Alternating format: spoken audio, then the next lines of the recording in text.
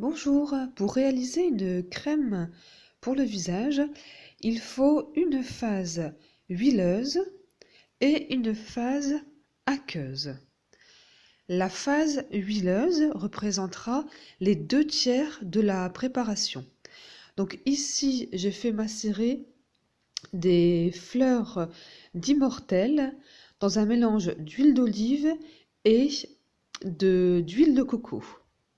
L'huile d'olive est très bonne pour l'extraction des principes actifs de la plante, mais elle va rester en superficie de la peau. Du coup, elle ne va pas avoir trop de propriétés hydratantes. C'est pour ça que j'ai ajouté de l'huile de coco qui, elle, a des vertus hydratantes et antioxydantes, car elle a de la vitamine A et E. Je vais additionner un peu aussi d'huile d'onagre qui a à peu près les mêmes propriétés, antirides et hydratantes. Ensuite, la phase aqueuse, donc à 1 tiers de la préparation. J'ai utilisé ici ce que j'avais dans le jardin, donc du romarin, une infusion de romarin. Vous pouvez utiliser bien sûr d'autres phases aqueuses, hein, comme par exemple de l'hydrolat ou simplement une eau faiblement minéralisée. Pour la phase huileuse, je vais donc passer dans une gaze ma préparation pour recueillir juste l'huile d'olive et l'huile de coco. Je rajouterai 1 à 2 cuillères à soupe d'onagre et seulement à partir de ce moment-là, je vais peser. Une fois que j'aurai le poids, je pourrai déterminer combien de quantité d'huile, d'eau infusée de romarin je pourrai mettre dans ma préparation.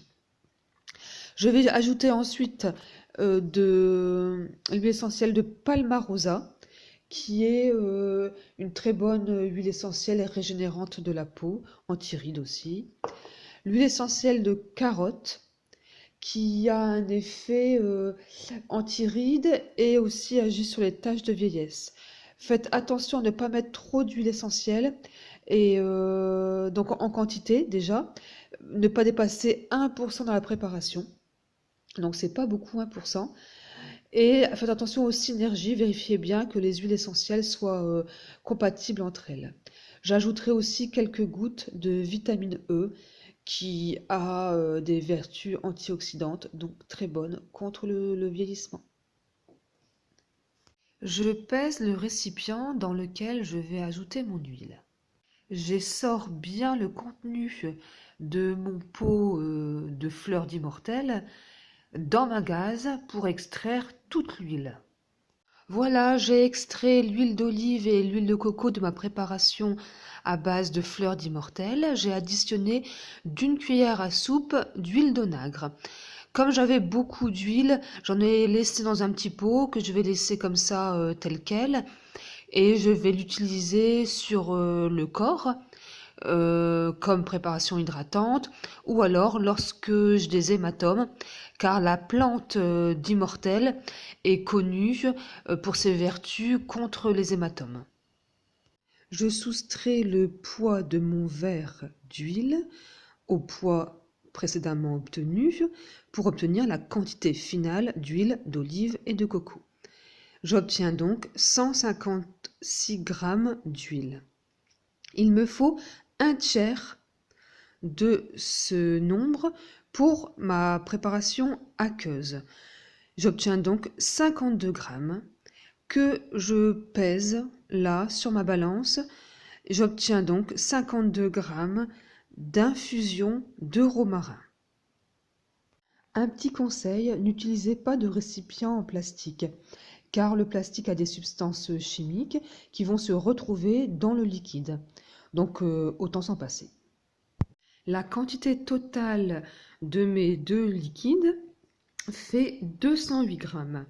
J'ai décidé de ne mettre que 0,4% d'huile essentielle, car la fleur de Immortel contient déjà des huiles essentielles pour ne pas trop charger le produit.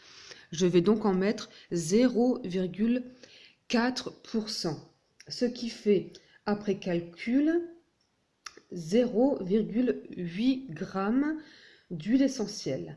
Sachant qu'1 g d'huile essentielle correspond à 30 gouttes, ça va faire 24 gouttes d'huile essentielle dans ma préparation. Je vais mettre mes huiles essentielles dans mon huile et je mélangerai bien. Et ensuite, les deux préparations seront assemblées huile plus eau. Je vais mettre 3/4 de palmarosa et 1/4 de carotte, car l'huile essentielle de carotte sent particulièrement mauvais. La grosse difficulté maintenant, ça va être de mélanger la phase aqueuse de la phase huileuse. Pour cela, il faut impérativement que les deux préparations soient à la même température. Donc je vais essayer d'amener le tout à 50-60 degrés maximum. Et ensuite, je fouetterai l'eau dans l'huile. Il existe des solutions pour faciliter ce travail, mais je n'ai pas envie de consommer des produits supplémentaires et de faire les choses avec le maximum de produits que j'ai à la maison. Voilà, donc j'ai mélangé mon infusion de thym dans ma phase huileuse. J'ai bien fouetté avec ma spatule et je vais maintenant ajouter 0,1% de vitamine E, soit 6 gouttes. Je vais maintenant transvaser ma préparation dans mes petits pots. Ils doivent être très propres, voire même stérilisés. Voilà, mes 3 petits pots sont remplis. Ça a l'air d'être plutôt homogène. Je pense que c'est réussi. On verra lorsque la préparation sera refroidie. Dernier petit conseil. Ici, j'ai utilisé de l'huile de coco qui se solidifie à température ambiante. Donc, normalement, une fois mes pots refroidis, je devrais retrouver la consistance assez crémeuse puisqu'il y a de l'eau, de l'huile et l'huile de coco qui va se rigidifier. Si vous n'utilisez pas d'huile de coco et que de l'huile végétale, il faudra alors incorporer de la cire à votre préparation. Dans les 66% de phase huileuse, vous mettrez 56% d'huile et 10% de cire. Ensuite, 33% de préparation à base d'eau ou d'hydrolat ou d'infusion, comme cette recette. Dernière recommandation, ne mettez pas trop de romarin dans l'infusion. Ça ne sert à rien. Au contraire, il peut y avoir des effets négatifs. Donc vraiment un petit brin de romarin pour 500 ml d'eau, c'est déjà bien suffisant, quoi. Aussi, ma préparation à base d'Immortel, je l'ai mise 3 mois, c'est-à-dire tout l'été, au soleil, dans l'huile d'olive et l'huile de coco. Si maintenant vous voulez pas anticiper comme ça, vous pouvez mettre vos fleurs, pas forcément d'Immortel, hein, votre préparation à base de plantes, dans l'huile et ou la graisse ou voilà l'huile de coco, ce que vous voulez, au bain-marie pendant au moins 1 heure à faible température. Je préfère la préparation au soleil parce qu'elle prend tous les bienfaits des rayons du soleil. Et voilà, ma petite crème anti-rides est finie. Donc comme je le prévoyais, l'huile de coco a figé. Et le mélange est parfaitement homogène. Donc l'eau s'est bien mélangée à l'huile. Et la texture, ben, elle est super, hein. Hop. Ça fait une petite pommade riche, mais légère.